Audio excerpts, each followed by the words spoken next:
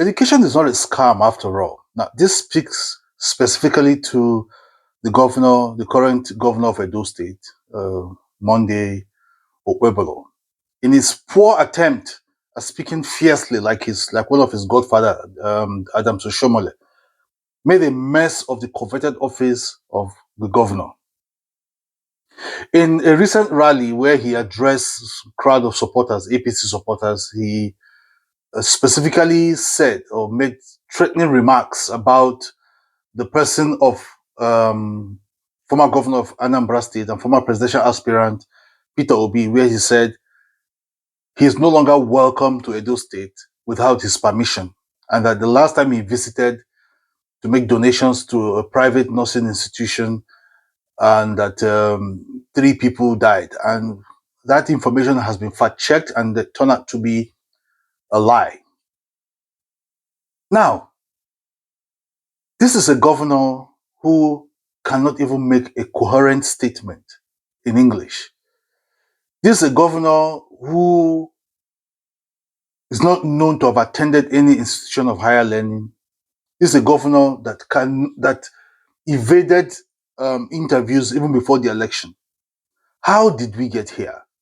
Edo State with a literacy rate of over 90.53% as far as Nigeria is concerned, a state that boasts of intellectuals.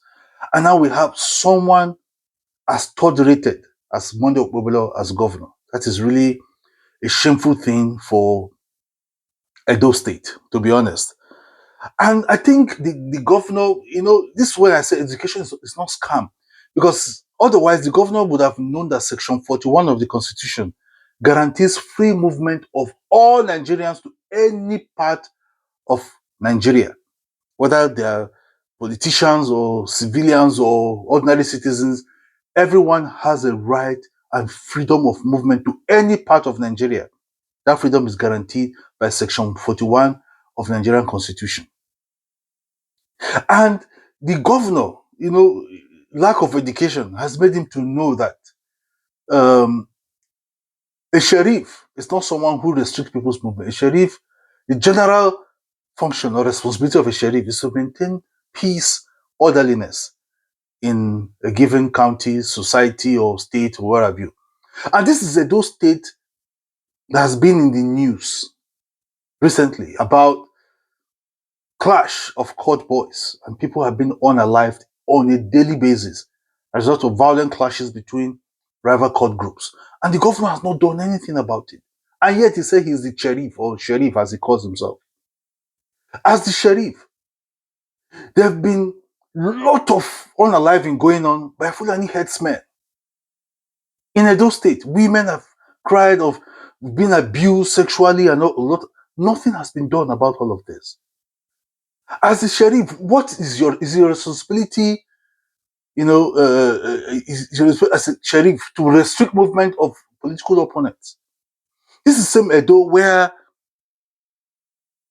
it has been in the news for very wrong reasons recently, from appointing people who have turned out to be hype men as SSAs, to government and all of that, simply because they hype and massage the ego of the governor.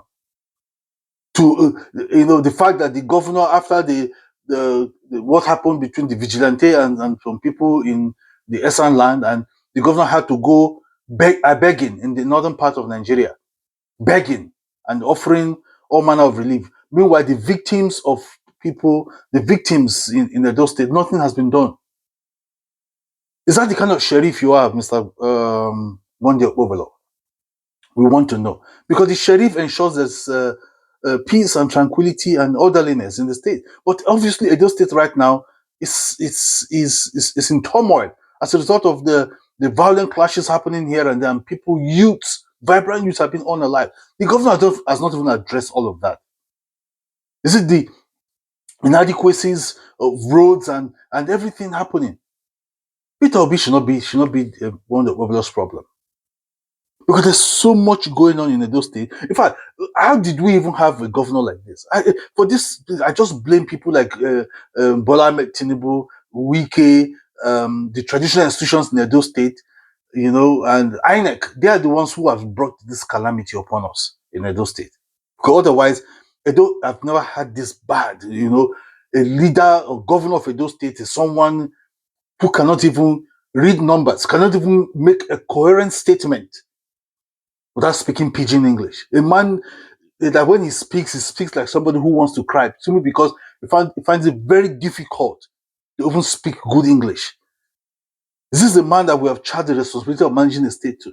But of course, this is democracy, where democracy a la Nigeria, where it is INEC and the Supreme Court that determines no longer the people. Because otherwise, I don't think Edo people will, with state with so much intellectuals, will descend to the level of having somebody as educationally deficient like Monday Okphebolo as governor. Even with this SSC certificate that we see above with just one credit, that this is the people who have imposed this man on Edo State. They have done those people a great disservice, because since 1999, even before now, we've never had a governor, who is so educationally deficient like the one we have today. And all of this, we blame Tinubu, we blame INEC, we blame Supreme Court, we blame the traditional institutions in Edo State, we blame Adams Oshomole, we blame Nelson Wike. They are the ones who have imposed this calamity just because they want someone they can easily manipulate and then feast on the resources of Edo State. What a shame. What a shame. Well, it is what it is. It is Nigeria. It is democracy. I think it's about time we have to start rethinking the kind of democracy, rethinking and reviving, rethinking the democracy that we practice in Nigeria, because this is definitely not democracy, where it is just a set of few that will determine who becomes governor, not the people. And the governor saying that he's doing job because Tinubu is giving him money. This is what a lack of education causes. That the governor does not even know that statutory allocation for federation account is mandated by law.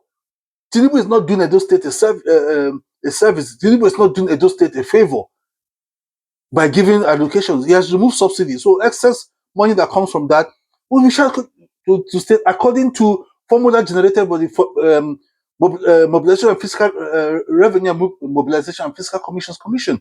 They are the ones who determine how revenues are shared. So Tinubu is not doing Edo State any special service by giving money. So this is what lack of education causes.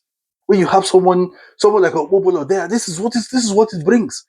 It's just so sad.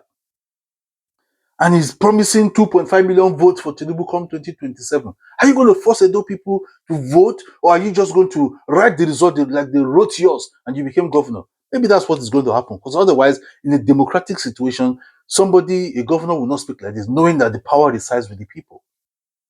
It's just unfortunate that this has happened in this state. Well, it is what it is. Please don't forget to like, share, and please, you can, subscribe to my YouTube channel, follow me on Facebook, TikTok, and Instagram. God bless Edo State.